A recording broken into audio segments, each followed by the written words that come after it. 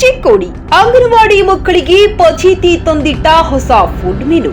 ಚಿಕ್ಕೋಡಿ ಬೆಳಗಾವಿ ಜಿಲ್ಲೆಯ ಅಂಗನವಾಡಿ ಮಕ್ಕಳಿಗೆ ನಿತ್ಯವೂ ಪ್ರಾಣ ಸಂಕಟ. ಉಪ್ಪು ಖಾರ ಇಲ್ಲದ ರುಚಿಸದ ಆಹಾರವನ್ನು ಬಲವಂತವಾಗಿ ತಿನ್ನುವ ಶಿಕ್ಷೆ ಪುಟಾಣಿಗಳಿಗೆ ನೀಡಲಾಗುತ್ತಿದೆ. ಸರ್ಕಾರ ಜಾರಿ ಮಾಡಿರುವ ಹೊಸ ಫುಡ್ ಮೆನು ಪುಟ್ಟ ಮಕ್ಕಳಿಗೆ ಈಗ ಹೊಸ ಫಜೀತಿ ತಂದಿಟ್ಟಿದೆ.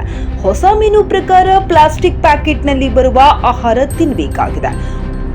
ಒಂದಿನ ಮಿಲೆಟ್ ಲಾಡು, ಇನ್ನೊಂದಿನ ಪುಷ್ಟಿ ಲಾಡು, ಪ್ರತಿದಿನ ಮಧ್ಯಾಹ್ನ ಅನ್ನ ಕಿಚಡಿ, ಇನ್ನೊಂದಿನ ಅನ್ನ ಸಾಂಬಾರ್ ನೀಡಲಾಗ್ತಿತ್ತು. ಆದ್ರೆ ಈಗ ಅನ್ನ ಕಿಚಡಿ ಕೆಂಪಾಗಿರುವ ಖಾರದಿಂದಲೇ ತುಂಬಿದ್ದು ಮಕ್ಕಳು ಒಲ್ಲದ ಮನಸ್ಸಿನಿಂದ ಖಾರವಾದ ಕಿಚಡಿಯನ್ನೇ ತಿನ್ನುವುದು ಅನಿವಾರ್ಯವಾಗಿದೆ.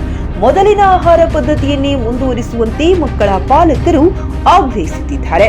ಅಂಗನವಾಡಿ ಮಕ್ಕಳಿಗೆ ಪೌಷ್ಟಿಕ ಆಹಾರ ಸಿಗುತ್ತಿಲ್ಲ ಎಂಬ ದೂರುಗಳು ಕೇಳಿಬಂದ ಹಿನ್ನೆಲೆಯಲ್ಲಿ ಸರ್ವೋಚ್ಚ ನ್ಯಾಯಾಲಯ ಒಳ್ಳೆಯ ಪೌಷ್ಟಿಕ ಆಹಾರ ಕೊಡುವಂತೆ ಆದೇಶ ನೀಡಿದೆ. ಆದರೆ ಸರ್ಕಾರ ಮಾತ್ರ ಅದನ್ನು ಕಾರ್ಯರೂಪಕ್ಕೆ ತರುವಲ್ಲಿ ಎಡವಿದೆ.